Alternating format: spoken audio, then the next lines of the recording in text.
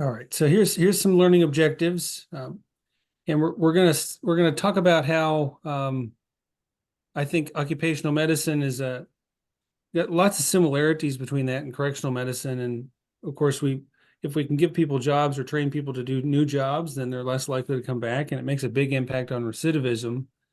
But too often in the correctional medicine setting, we're forced to shrug our shoulders due to various administrative hassles that are in our way and keep us from doing more of this work.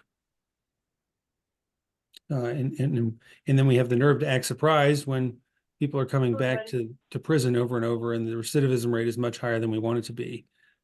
So once they're incarcerated, they get primary and preventive care, they get their addiction treated, they get their psychiatric conditions treated, and then they leave, and usually these things fall by the wayside, and they may or may not have had any kind of job that they were going to get on the outside that would have, of course, maintained everything else, because with a job, they have income to buy these things, and they also have benefits to get these things.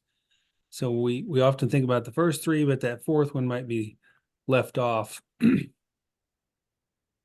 And the Federal Bureau of Prisons does have some efforts at reducing recidivism, 71 in total, that are focused on this, and a bunch of and lots of different work programs, basically, at least at the federal level, are trying to say, all right, what are you going to do when you leave?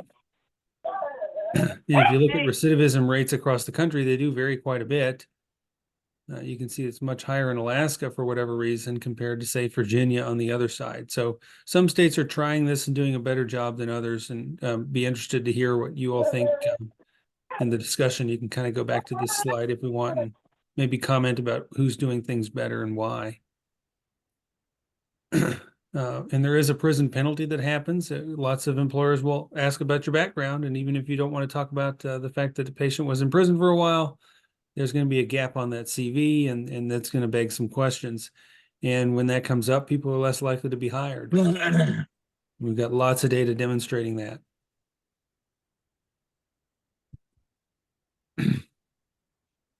And we think about the Great Depression as a terrible time in history, but the reality is, if you go to prison, you're sort of living in a Great Depression type scenario. So 25% unemployment, 27% unemployment for formerly incarcerated people, at least back in 2008.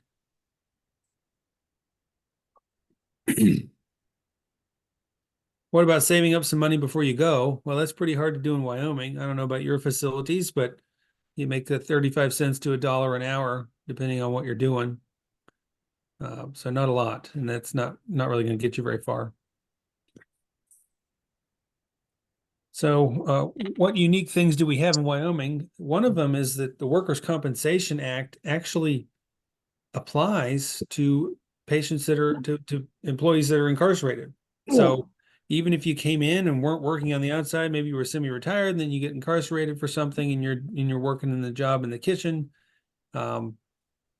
If you hurt yourself there a week before you leave, well, you got a workers' comp claim established with the state, and that will follow you on your way out.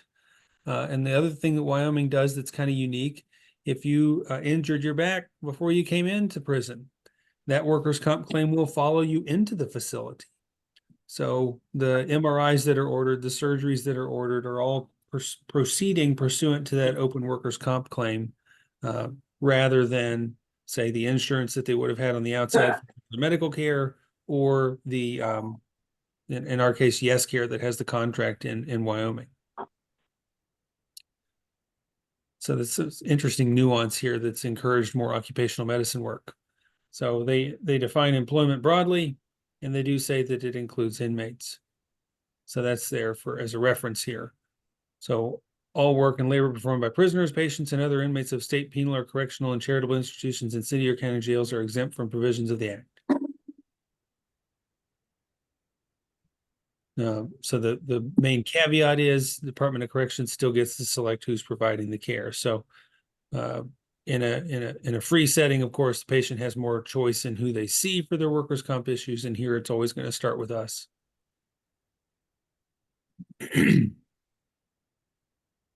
Okay, so I'll keep going here in terms of time. Yeah, I think I've covered that. That's a summary slide. So they are included, but they just have less autonomy in terms of who they select to deliver their care. One example of a Wyoming inmate who's outside working. So this is in Riverton. We've only got 5 facilities, and they actually break horses. That's what their job is. So you might imagine there could be some workers' comp claims when you are hired to break horses and you're falling off horses with regularity. So it's not uncommon to get a call about a rib fracture or something like that. That's workers' comp related up there. These are also inmates, and they're out doing firefighting.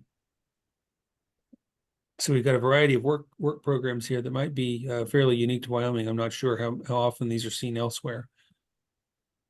And then we got career training, and people do welding. They do training in plumbing. They might be trained as electricians, and of course there can be a variety of repetitive work injuries here.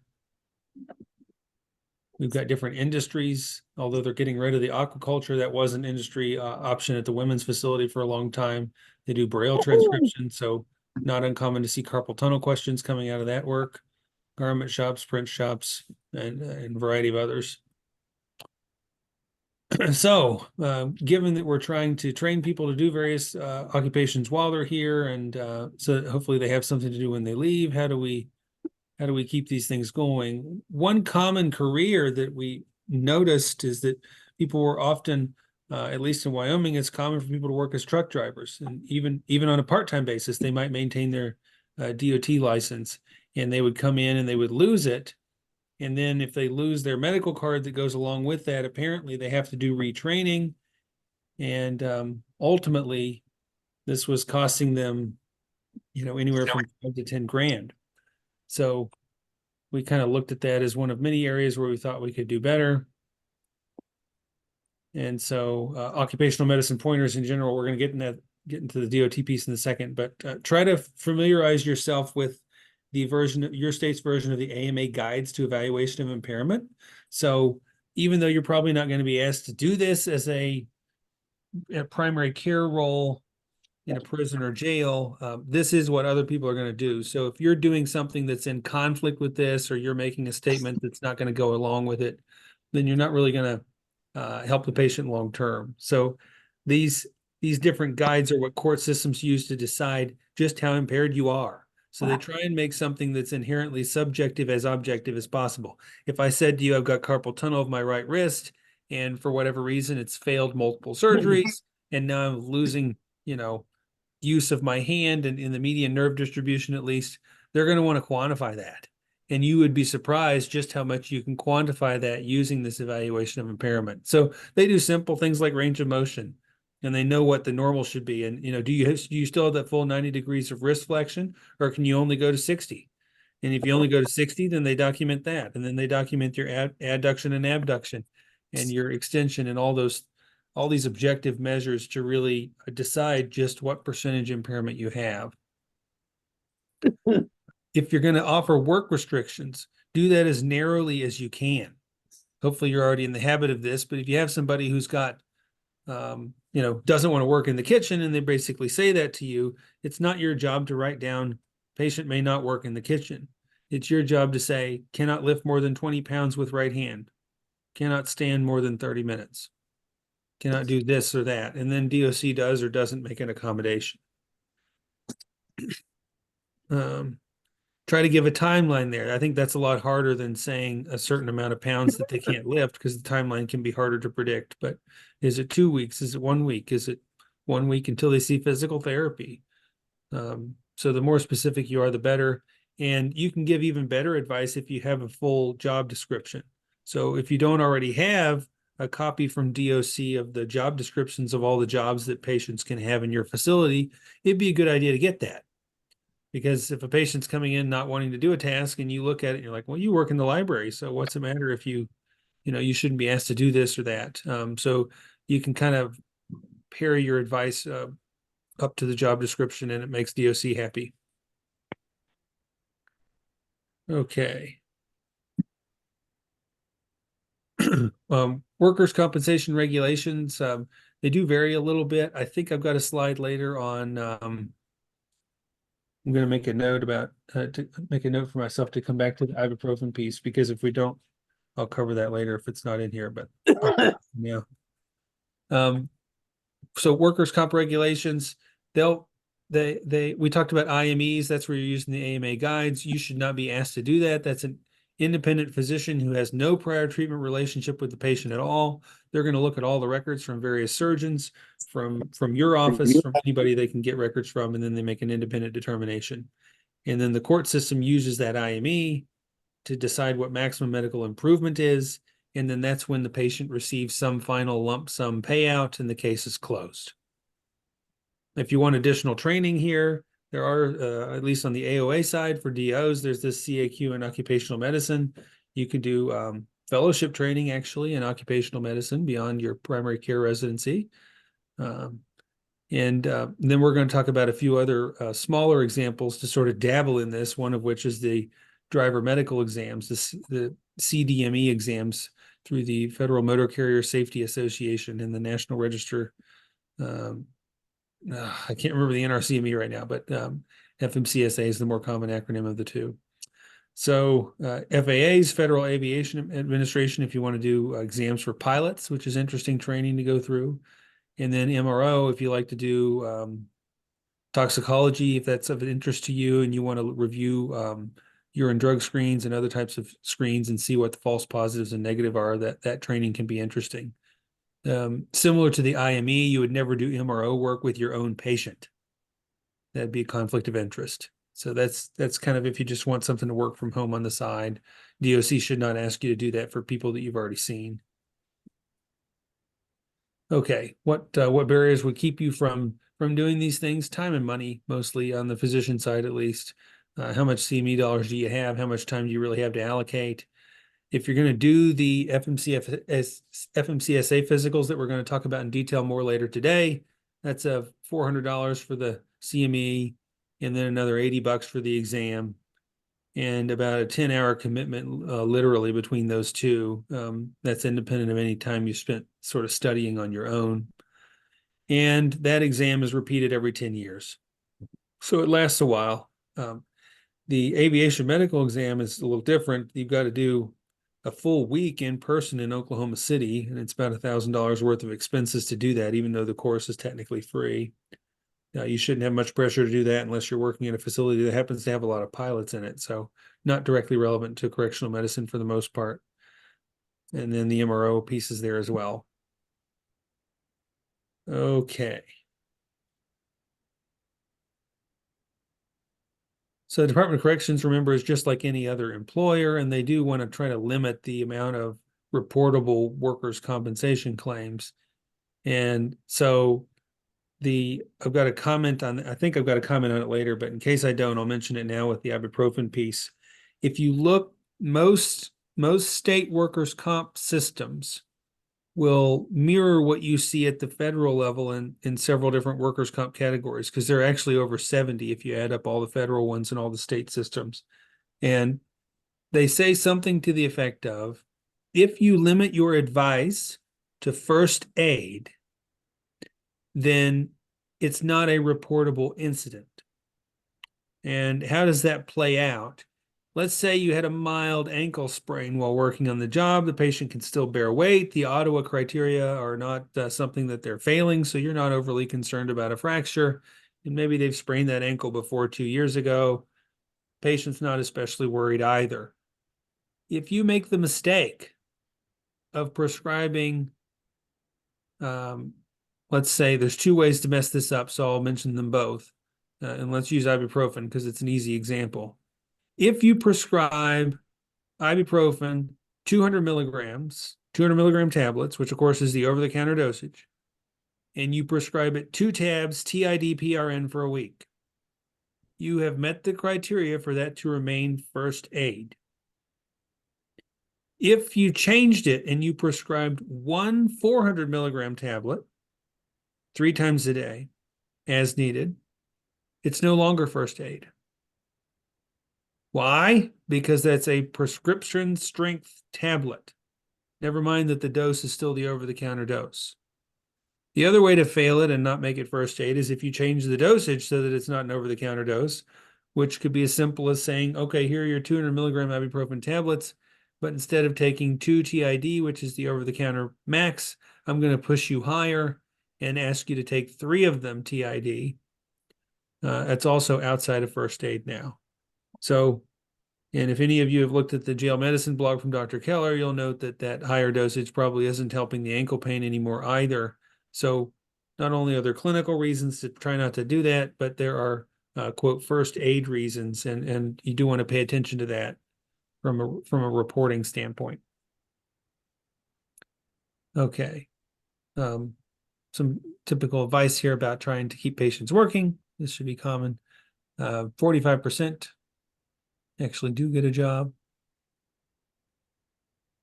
And what about CDL drivers? It's common thing in Wyoming. It's a big state, so we have probably more CDL drivers per capita than a lot of other places, and they can go across the state and across the country. And average truck driver salary, this was a while ago. I think it's gone up quite a bit, but was 60, anywhere from 60 up to 180,000, depending on how much they were working. And they spend anywhere from $1,500 to $8,000 to get that license to drive the truck.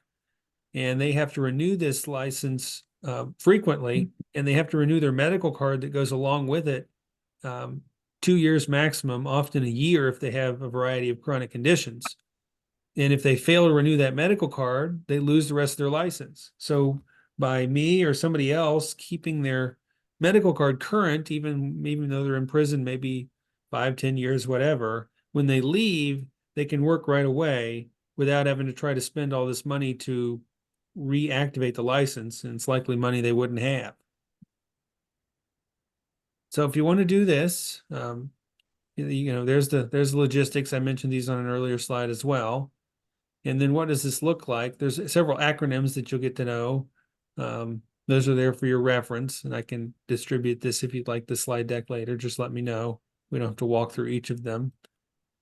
And then there's more acronyms. There's a big acronym soup here that's going to happen when you start doing this work. So you just have to keep your references handy.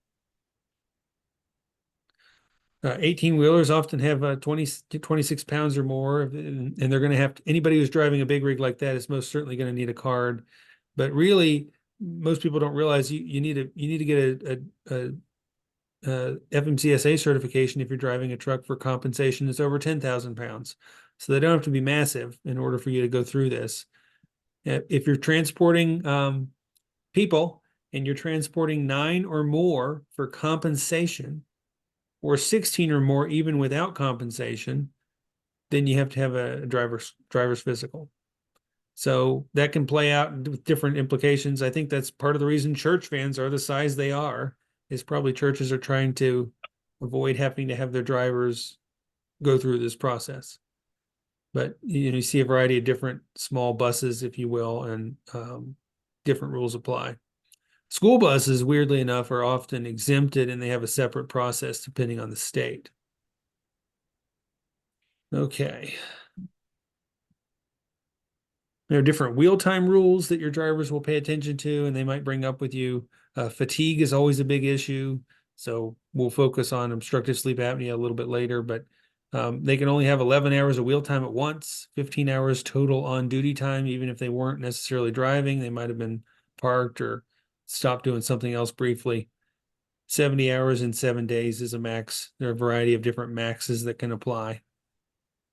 And if they're doing team driving, it can be interesting. Husband and wife might both work there, and maybe one of them's taking a nap while the other's driving, and there are different caps that apply in those circumstances. Okay. So what do they have to do? Well, the biggest thing, of course, is stay awake, which means, seizures are going to be disqualifying. If you think they're high risk for a heart attack, that's something to pay attention to. If they have obstructive sleep apnea and they're tired all the time. And there's a theme here with when you're doing drivers or pilots for that matter. We are especially worried about things that could take you out really subtly. So maybe you're more tired than you realize, or things that could, or I guess gradually, take you out very gradually, so gradually that you don't realize it. And then we're worried about things that could knock you out suddenly. So heart attack, seizure, things like that. So they got to be able to control the steering wheel. It's not the size of an average steering wheel. It's actually a pretty big wheel usually. They got to be able to use all their side mirrors and do a lot of shifting. And that shifting can require maybe more fingers, let's say, than the average car shifter that only has 6 gears. A lot of these have 12 or more. Okay. And there's the citation for where you can find the guide. This was passed back in 2005. There is a medical review board that's involved in making some of these policies, but it's really not a group that you can easily call. And that can be frustrating, especially when you start doing this. It's not a department that's well funded, which is totally different than the FAA. If you're doing a pilot physical, they're quite involved and happy to take your call and to advise you and even to see patients in certain circumstances where you need to refer them up. But here it's all up to you, and they do want you to read the guidelines and apply them appropriately. And over the past few years, even since I recently recertified, they've actually become more flexible rather than less flexible. They kind of did a 180 with some of their stricter sleep apnea regulations. There are a few standards that are kind of interesting to note, and we'll walk through those as an example here. You got to have distance acuity of at least 20/40 in each eye, and binocular acuity of 20/40, horizontal visual fields to at least 70 degrees. These are hard rules. If you don't pass all these things, then they're going to fail you. You actually can have a degree of color blindness, but you have to be able to distinguish between red, green, and amber. They say amber rather than yellow for some reason. So you don't necessarily have to do an Ishihara, although I often start with that, and if the patient passes that, I know they're good to go.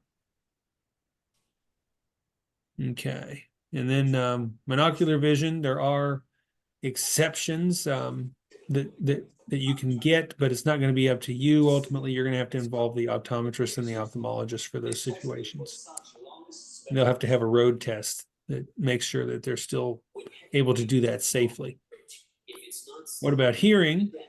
You don't have to have both ears. You just have to have the better ear working, and you have to be able to pass a 5-foot whisper test. So you're covering your mouth and you're whispering to the patient in a room that's hopefully quiet already. And if they don't pass that, then you need to do a formal hearing evaluation. And then they're going to see, all right, what do you hear at 500, 1,000, and 2,000 hertz? And if you're averaging 40 decibels or better across those, then that's considered good enough. If you can't get there naturally, then you're certainly allowed to use a hearing aid, but that'll be listed on the report as you can only drive with the hearing aid in. If they have Meniere's disease, it has to be stable, which is an interesting, I think that's partly a reflection of some older rules, because most of the new ENT discussions of Meniere's disease, they consider it more of a syndrome of a sick ear, and it's not necessarily one disease entity by itself. But if it's progressing, then you got to sort that out. What about seizures? Historically, a hard no. If they've had 2 unprovoked seizures, then this meets criteria for epilepsy, and they really aren't going to be driving anymore. If they've had 1 unprovoked seizure and they were seizure-free and off medication for 5 years, and you can document that, which actually I would argue we're in a better position in a prison than most people are on the outside because everything's monitored, then you can find a way to certify them. They've got to be seizure-free off medication for a total of 8 years in another guide. So this gets confusing, but so one thing says 5, one thing says 8. They're changing this rule as we speak. Cerebral cortical or subcortical deficits can increase your seizure risk. But interestingly enough, according to their regulations, cerebellar and brainstem lesions don't increase the seizure risk. Now, hopefully you have your balance if you've got a cerebellar lesion, but not considered a seizure risk. Okay. Head injuries, they've got some complicated rules here, and they actually don't tend to test these a lot because they make them so complicated, but it's an interesting guide to read through because they're sort of declaring how quickly they think you might have a seizure in certain circumstances, but they're defining the severity of the concussion based on how long you're out. And if you had a concussion that was less than 30 minutes, then you've got a 1-year waiting period. If you've got one that was longer than 30 but less than 24, they're rating that as moderate, and you may have to wait longer. And then severe, of course, if you're in the ICU and you're out of it more than 24 hours, that's a pretty bad head injury. And the long-term risk of seizures is much greater. So the mandatory waiting period could increase as much as 5 years before you'd be allowed to drive, even if you technically never had a seizure, just based on that one very bad concussion. And unfortunately, I would say our patients, by the nature of being incarcerated and also by their behavior prior to incarceration, are at greater risk for head injury. So this is a more frequent discussion in our setting. Okay, different cardiac conditions. Historically, if your systolic was above 140 or your diastolic was above 90, that was a hard fail. And that was a pretty common reason to fail people, and one that got them quite annoyed. But we have seen that rule change. Somebody else is talking. Miss Lawrence, I think you need to mute. I don't know if I can mute you. Let me see. I don't think I can. I'll keep going.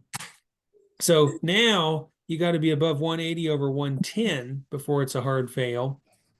And when that happens, you got to monitor them a little closer, and the 140 over 90 rule kind of comes back into play just because they were at higher risk.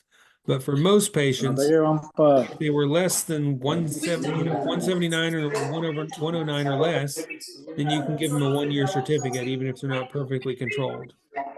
If they have an AICD, then you can't certify them. Pacemaker, you can if you get a letter from cardiology. AICD is already a declaration that they're at high risk for a sudden deadly arrhythmia, and they shouldn't be driving a big rig. If they've had a heart attack, I was kind of surprised. This waiting period's pretty short, just 2 months. And as long as they feel good and their left ventricular ejection fraction is greater than 40%, you can certify them. And notice that goes along nicely with the AICD rule, because dropping below 40% is your indication for an AICD in the first place. If they've had a stent, you only have to wait a week. Cabbage, they want you to wait 3 months. And then we got different rules for abdominal aortic aneurysms based on the size. And those mirror, for the most part, they will be concerned surgically as well for sudden rupture and try to address that. All right. What about diabetes? Well, when it comes to driving, we're much more worried about hypoglycemia than we are hyperglycemia. And that's reflected in the regulations, which is kind of interesting. So they're going to sort of label it normal, if you will, for lack of a better word, if your A1C is less than 10, and if your blood sugar was anywhere between 100 and 400, because remember, they're not worried about your high blood sugar, they're worried about low. So if you've had a hypoglycemic event, then the severity of it dictates what would happen. So if it's mild enough that maybe the patient drops down to 60, they feel a little funny, so they have some candy, and then they're back to normal in 5 minutes, that's not a big deal. If the hypoglycemic event was severe, which if you look at these in summary means if they needed somebody else's help to survive, then that's going to get flagged and they're not going to get certified. So if they were hypoglycemic enough that they lost consciousness, that they seized, or that somebody else had to give them glucagon, then that's going to get flagged. You're not going to be certified until you've rectified that. So how do you rectify that? You've got to have at least 3 months of electronic. That's bolded because that's the rule. Electronic blood glucose readings available to review before you can sort of say, all right, they're past this hypoglycemic risk. So I don't know about you all, but our facilities, we do not routinely have people on continuous glucose monitors. We have a few people with them, but it's not routine across the whole facility. So you may be in a situation where you're asked to order that just to fit this rule, just to keep the patient driving, and it's not something that DOC would usually do in terms of electronic recordings, depending on your situation. Okay. Different psychiatric conditions, they can also disqualify patients from time to time. The biggest ones here are psychosis or schizophrenia.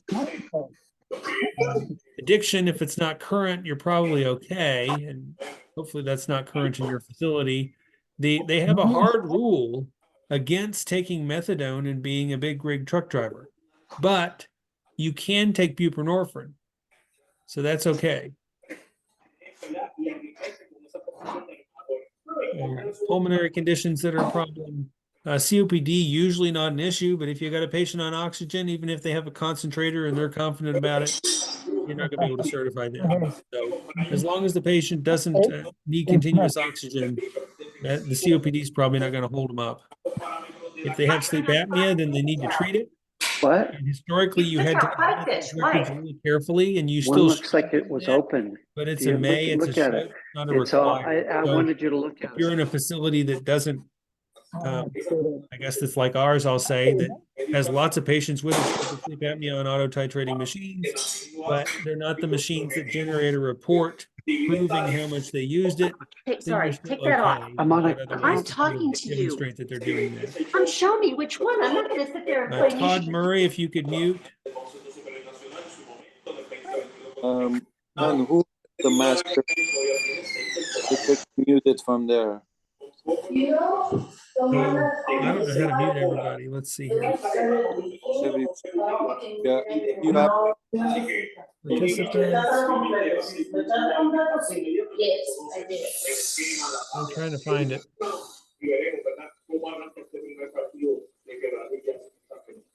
don't know. I'm clicking the blue box, but I don't have a way to mute everybody. I don't have those credentials, I guess.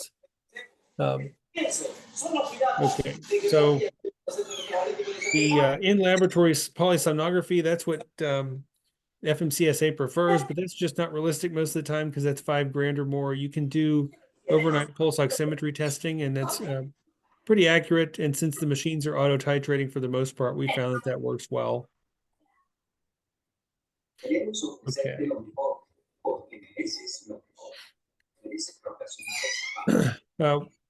And here's a little more detail there. So if they've got an AHI less than or equal to 20, and they say they're never tired, and they don't get too upset.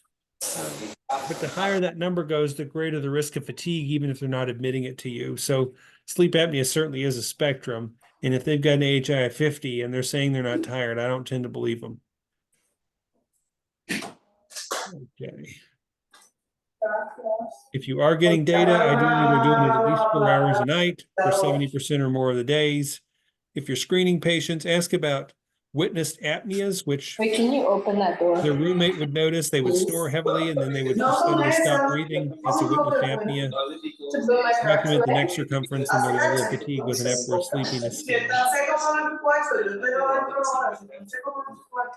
Okay, different orthopedic conditions that could be a flag here. If they're missing an appendage, then they need a special performance evaluation, which is their, they're going to go to, they have to go to either an orthopedic surgeon or a physiatrist, physical medicine and rehab specialist. That's required in the rule that they have to go to a board certified orthopedist or PM&R doc. So even if you felt like you could address this and fill out the paperwork, you're not allowed to. So they have to get forms completed there, and then after that, they have to go have a repeat driving evaluation if they didn't already have this fixed deficit when they first started driving. So if you got somebody who's been driving a truck for 10 years and then they're in an accident and they lose their right hand, they're going to have to go through that driver's test again after they get approval from a PM&R orthopedist. That would be an example of a fixed deficit because, whatever hacksaw cut your hand off is not something that you're expecting to happen again, of course. If it's a progressive disease, if they have ALS, if they have MS, that's going to be a little different. I think the rule is a little behind here. ALS, of course, is progressive and we can't do anything about it and they're not going to want to keep driving. But MS, I've had some patients get under pretty good control with Ocrevus or Tecfidera or what have you. So that one, you're going to want to involve a neurologist to agree with you that it is well controlled and not progressive if they had some sort of deficit that's now stable. Most common certification decisions, you're either going to not certify them for 1 year, usually with a variety of chronic conditions, or 2 years if you really couldn't find any holdups at all and they seem like they're in good shape. Okay, so that's what I had for the presentation this evening. So I'll stop doing the screen share here. And looks like we've got a few comments in the chat, mostly about muting. Phil, quick question for you. Thank you so much for presenting. It was really intriguing and detailed. A lot of things that I've never heard about. So what if you have a patient, if I'm understanding, if you have a patient that comes in from outside and it's under the cover of workman comp, you can continue that under their current status insurance? Yes, yes, that's the rule in Wyoming. So we've even had patients come in from out of state. We had one guy who he was from New York, and he had a 10-year-old open workers' comp claim in New York that he was still following through. So the state of Wyoming allows those to continue rather than interrupt them. So I think I think we're in the minority there. I think most states probably don't do that, but they can not only have claims follow them in, even if they were out of state claims, but they can initiate claims with the Wyoming workers' compensation process through their employment while they're incarcerated, and that'll follow them out. So So all that, Phil, also, I'm sorry, go ahead, Michael, I'm sorry. thank you, Michelle. So all that cost will stays with the workman's comp, not the Right. Right. That's very Mhm. interesting. Thank you so much. Mhm. Just a follow up to that. So they're covered under the workers' comp, but does DOC pay for those external evaluations that are required? Say, for example, if they want to continue with commercial driver's license? My answer is yes, indirectly, just like any other employer. So the Department of Corrections is going to have to do some cost shifting where they're paying for workers' compensation insurance for their employees, and they're buying that from the state in the case of Wyoming. So the state is buying insurance from itself. Okay. And then the state is paying out those workers' comp claims on a fee for service basis anytime they go outside of our setting. They don't have us do any what you would call ghost claiming for it. We just sort of don't worry about that and cost shift those things. But if it goes outside of us, then yeah, that's how the specialist is paid or the surgery is paid. That's really interesting. I don't know. Do you know if anyone else is doing that besides Not you off the guys? top of my head. That's Yeah, one of the things I was oh, hoping to find out on the call. I'm not aware. That's really interesting though. Thank you for your presentation. Sure. Let's see. Here's a question in the chat. How do you decide what restrictions and time frame when writing a person out? Keep it to a minimum. Use a standardized form. I've seen some standardized forms. Maybe I'm a wordy person, so I tend to just write exactly what I'm thinking rather than using a form for it. And there there are some that are okay if you have people that don't do this a lot and they want to sort of have a framework there. But I I customize my advice as much as possible. If it was we had several guys years ago, they decided to redo all the floors in the prison. And at first they were using these machines, and then the machines broke, and they were asking people to strip the floors by pushing whatever they were pushing, this old-fashioned way. And over, I think I had like 10 people with carpal tunnel in 2 weeks who never used to have it. And it's obvious how this is happening. So we got real specific with our advice there and said, you can't do this repetitive motion with the wrist, and you need to change how you're assigning this task to people, because all you're going to do is have a bunch of carpal tunnel claims. And so in those cases, I would write, I would say may not do repetitive wrist flexion activity for 4 weeks. And here's a wrist brace, and wear it at work and at night for a while. And here are some exercises to do, and maybe offer them a Kenalog injection if I thought it was going to be transient, and talk about what to watch for. And then if the patient says they're no better in 4 weeks, then they're coming back in, and I'm either going to extend it or adjust the therapy or both. And I might write it again. So I try to do it for shorter time windows when I can, with closer follow-up, because we can get away with that. That's one of the nice things about correctional medicine. Our patients aren't going anywhere. And, it's pretty easy for them to come down the hall and talk to us again. So if you think to yourself, okay, this guy's got low back pain, 80% of low back pain resolves over 6 to 8 weeks, I better write him out of work for 8 weeks. I don't think I would do that for the most part. I'm going to say, well, you got it lifting this heavy object over 50 pounds. So here's a 20-pound lifting restriction. I wouldn't give them a lay-in for more than a day or two. And I'd treat their pain. and I would encourage a closer follow-up. So I might write them off for 3 days and then have them see me again in 3 days for a repeat evaluation to see where they are and try to predict it again. So if I try to stick to shorter time intervals with closer follow-up. Bill, great job. This is Doug Major. I'm a neurooptometrist. So I had a lot of interest, particularly with the number of TBI individuals that come into the system. And some of those do have workers' comp. Obviously, that just doesn't flow into the system. California now is going to be going ahead and giving them, coverage before they leave the system through the state systems. That's going to save the prison some. But just your comments on, traumatic brain injury, it's really taken off. Everybody knows the blue tent now, right? In other words, we have actual ways with eye movements and vestibular to not only make a correct diagnosis. Self-diagnosis doesn't work. That's the problem in the past. Self-reporting, I get a guy with a hole in his head. Oh, no problem with brain injury though. See, and then of course there's a manipulation issue too. But now we have the tools now. So I was just wondering if is that something that Wyoming's considering now with all your rodeo people?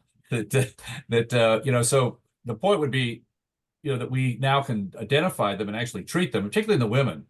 90% of women have a TBI, 40% given by of domestic violence on themselves. So here we're punishing them. Do you have any ideas on that? You guys sound like being pretty progressive. Any ideas on treating those individuals? I love your comments there. We have not been doing that as far as I know. And I think that's going to get, maybe you'll know more than me on this one, but I think that's going to get pushed in part based on movement on the AMA guide side.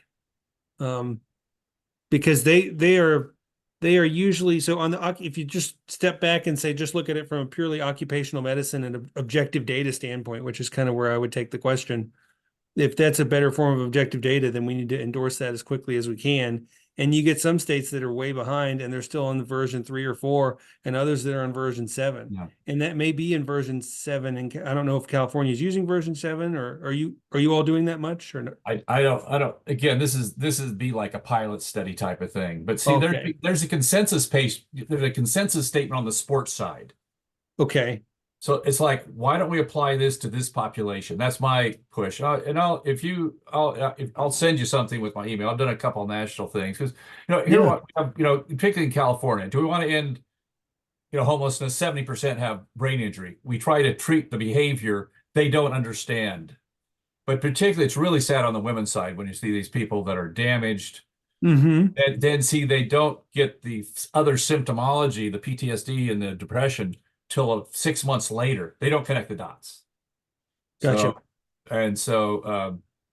Yeah. So I was very interested in what you're doing as being a go-getter. So maybe we could team up and help these people. Yeah, I'd be happy to. I'll send you. I just did a presentation on our brain mapping group, 20 minutes. And then they're in Colorado, Kim Gordigan down there, they're doing a lot of good assessment, and then just letting them have more accommodations because they can't make their probation because they can't remember, right? But now we have the treatment side. That's the cool thing. We can go ahead and we can make a correct diagnosis and correct treatment. We all know that in football. Why not apply it to this population? That's my little addition. Thank you. Yeah, I like it. Maybe until then we can give out more helmets when people come in. Well, maybe we should, This is their solution for everything. Yeah, it doesn't, but yeah, that's the game of life.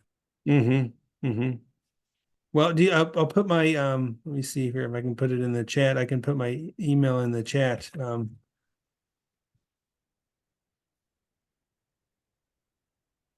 There's my email. If anybody wants to shoot me an email, and then my cell. There's my cell.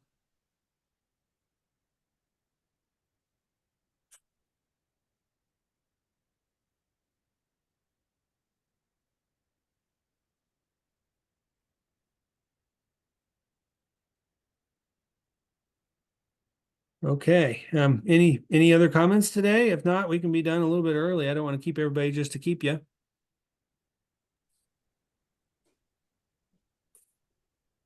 I appreciate your lecture. Thank you so much. All right.